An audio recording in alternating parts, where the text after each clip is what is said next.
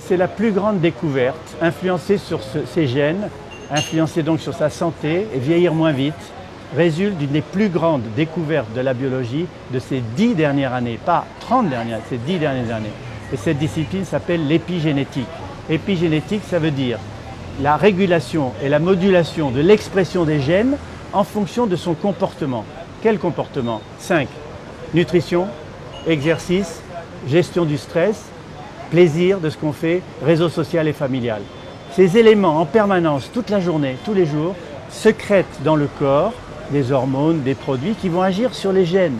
Il ne faut pas oublier que les gènes sont entourés par un fourreau de protéines qu'on appelle les histones, un peu comme un fil électrique est entouré par un câble plastique. Et pour que les gènes puissent s'exprimer, il faut que le petit tiroir s'ouvre et que la machine à copier l'ADN en ARN messager, qui va ensuite fabriquer les protéines dont on a besoin, puisse s'ouvrir. Si c'est fermé, ça ne marche pas. C'est comme un livre de cuisine. Disons que le livre de cuisine est ouvert aux pages soufflées au fromage. Alors on lit, on fait un soufflé au fromage. Mais si on colle les pages avec du scotch et qu'on décolle les pages de soufflé aux champignons, on fait du soufflé aux champignons.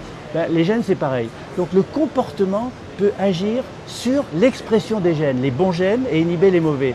Donc, ce que je dis très souvent, oui, on peut faire quelque chose pour soi. Non, ce n'est pas que le destin. Non, ce n'est pas que le changement génétique par mutation aléatoire, darwinien. Ça prend un siècle, 2 siècles, 3 siècles. Là, tenez-vous bien, en une semaine, on peut changer sa santé, son comportement et bien entendu, sur le plus long terme, on peut vieillir moins vite.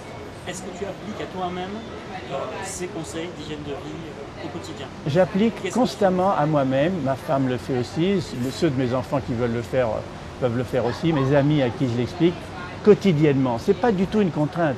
La prévention n'est pas la privation, c'est du plaisir qu'on se donne. Pourquoi? Parce qu'on voit les résultats tout de suite. C'est hédoniste.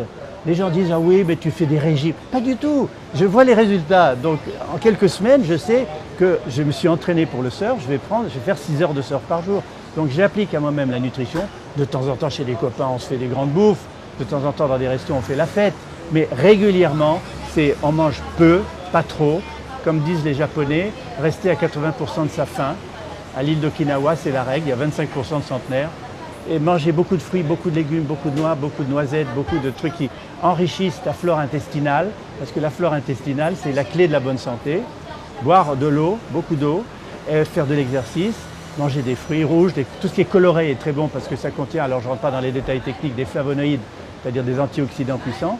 Et ce comportement permet de lutter contre les deux tueurs de notre vie, qui sont l'inflammation et l'oxydation.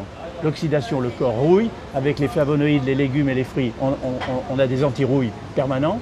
Et l'inflammation, c'est ce qui nous donne de l'arthrose, ce qui risque de mettre la cataracte, Alzheimer et certains cancers. Et pour ça, on prend du jus de grenade, du curcuma qu'on met dans son potage le soir. Tout ceci, ce sont des produits naturels, plus efficaces que les médicaments de l'industrie pharmaceutique.